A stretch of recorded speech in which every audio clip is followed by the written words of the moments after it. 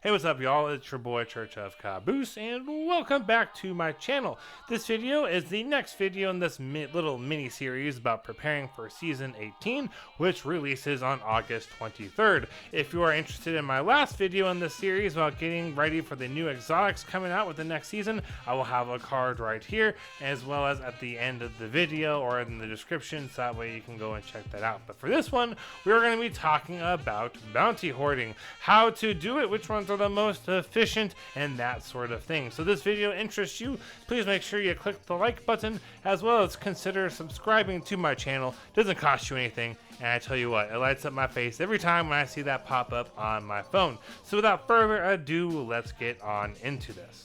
There's a couple of reasons for why people would want to hoard these bounties, and the one that is most obvious to me, and is the number one reason why I am farming all these bounties, is for the day one raid. There's a D1 reprised raid, at least that's the rumor, that's coming back on August 26th. The season drops on the 23rd. That means we have 3 days to get ready. God, okay, it's happening. Everybody stay calm. What's the procedure, everyone? What's the procedure? Stay calm. Wait. Everybody calm down. Now, part of getting ready means we're going to want to have all of these stinking seasonal artifact mods, because they almost always are super helpful. Think of things like Classy Restoration, Solar Fulmination, and Revitalizing Blast. Those things were all towards the end of this seasonal artifact rank up system. I think there were columns 3, 4, and 5. Or in mostly 4 and 5. So that took a while and a lot of experience to get up to it, especially if you did not farm any bounties. The other reason people want to get ready and have all these bounties hoarded is going to be for GMs, right? To get GMs, you have to have max rank plus 15 on the seasonal artifact. And then the higher your seasonal artifact is, then the less you have to rely on your gear power and RNG. So that's another reason why a lot of people will hoard these bounties, besides the day one raid. And then the last reason that I can really think of is going to be relating to the seasonal pass, right? We want to get the season rank 100. That's where a lot of the cosmetics are at, the cool ornaments. If you don't buy the season, then you have the season rank 30, I believe is what you have to get to for the season exotic weapon. And so there's just a lot of reasons to try and get as many of these bounties hoarded as possible. One is going to be for day one raid with the seasonal artifact mods. 2 is going to be for GMs and seasonal artifact mods, and 3 is the seasonal pass. So I guess artifact mods and season pass, and then whatever it is that you use them for is going to be why people are wanting to bounty hoard. All right, so now we know why people want to bounty hoard. It makes sense. What bounties do we actually want to hoard, and is there a better time to turn them in when the new season starts than not? So let's go ahead and just talk about that. There's going to be really 2 main types that you want to hoard, and they're going to be listed in the rewards, except for the moon, but we'll talk about that. When you have a bounty, when you pick it up, you can hover over it and it will say reward. Sometimes it's stuff like gunsmith material, planetary resources, stuff like that, but it'll also usually say an experience reward, and you'll either have XP++, XP+, or XP. All right, the ones we are going after are XP++ and XP+. So any of those repeatable bounties that just have XP, or another giveaway is going to be they have Bright Dust, do not keep them, do not hoard them. They give you the least amount of experience out of all of the options, so it's better just to go for the weekly bounties as well as the Experience Plus. In order to get more of these bounties, it'd be fantastic if you can empty out your quest section. When you go to quests, you only have you got your bounties, and then underneath season, ranks, challenge stuff, you got quests. If you can make that section blank, you're going to be able to hold more bounties. And there's really not a massive reason to hang on to any of that stuff, but if you choose to hang on to some of those quests, then it's up to you. It just means you get to hold less bounties, which means you get less experience. I suppose if you have a quest that's basically done, you could leave that quest up and then complete it, but typically the weekly bounties and stuff is what they're going to get you more experience, so do that with that as you will. I highly recommend only having bounties and getting rid of any quests. Now, the bounties you want to go after are going to be the weekly bounties, and there's a couple of locations you can find them. One of them is going to be on the Dreaming City. You can get one of those blind well ones. You can get that one, just one of them. And then supposedly every week you can get an additional Ascendant Challenge bounty because the Ascendant Challenge rotates. That's at least what a friend of mine says, but we do know for sure you can get one Blind Well weekly bounty and one Ascendant Challenge bounty. You just hang on to them, just complete them. It might take a while, and then you just hang on to them. Other locations for weekly bounties are going to be the moon, although the moon is a little bit funky. In the rewards, it does not say what experience it is, but I asked in a Discord that I am in, hey, like what kind of experience do you get for the moon? And the response was 12,000 XP, which is really high.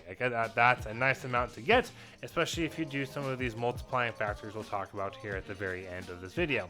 Then the other place you can go ahead and grab some weekly bounties would be, you can go on over to the Cosmodrome and talk to Sean. So we got Dares of Eternity would be another one. So you got Dares of Eternity, you can grab one of those bounties for that's like 180,000 points, just the one I would do. You only hold one. You could grab the one that requires doing a Legend Dare, but it's a little bit harder to complete. You gotta find a fire team, or you can be like me, doing almost all this stuff by yourself so you can vibe out and listen to music. Just grab the one with 180,000 points required from a dare, and that'll be pretty easy to do. With the Hashan stuff, those bounties are always really quick to do.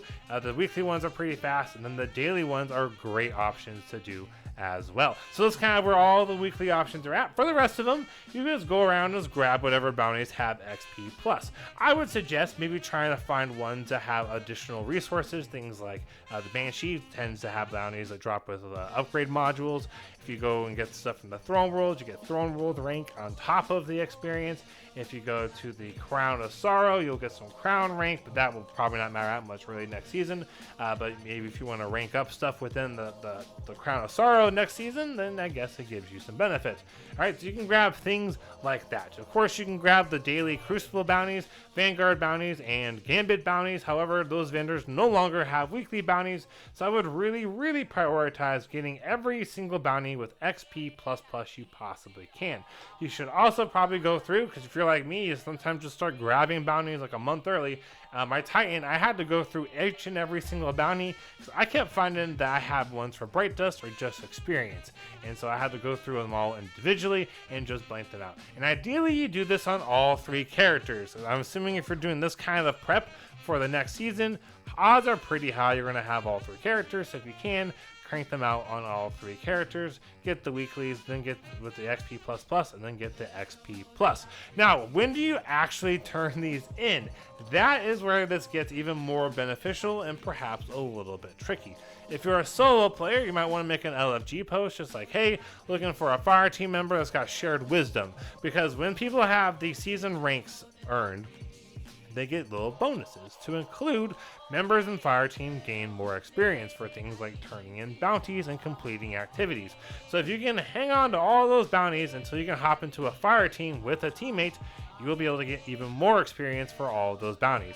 So it's possible for something like a weekly bounty to be worth 12,000 XP. If you hop in with a fire team member, it might be more like 15,000 XP, or maybe 20.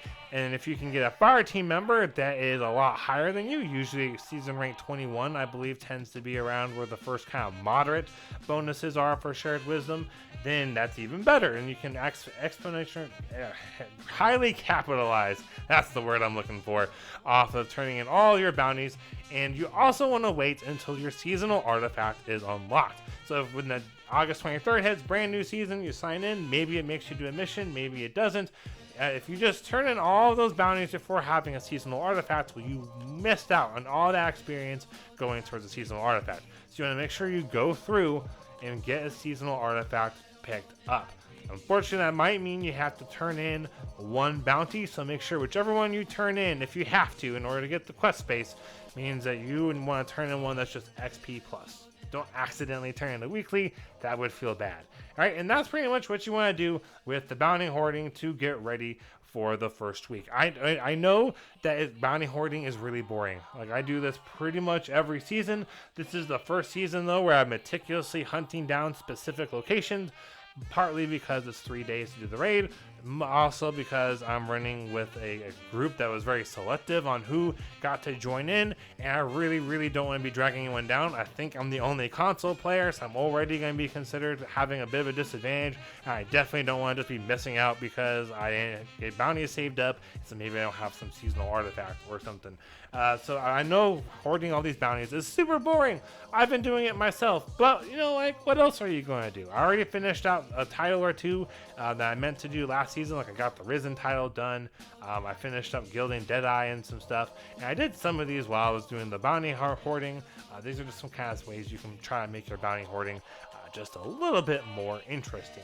Hopefully this video was useful and helped you guys out. If it did, please comment down below what it was helpful. If you think I missed some bounty location, that would be fantastic. Let me know. I just realized I forgot to mention clan bounties, so if you are in a clan, grab those. Those are going to be great to have done as well.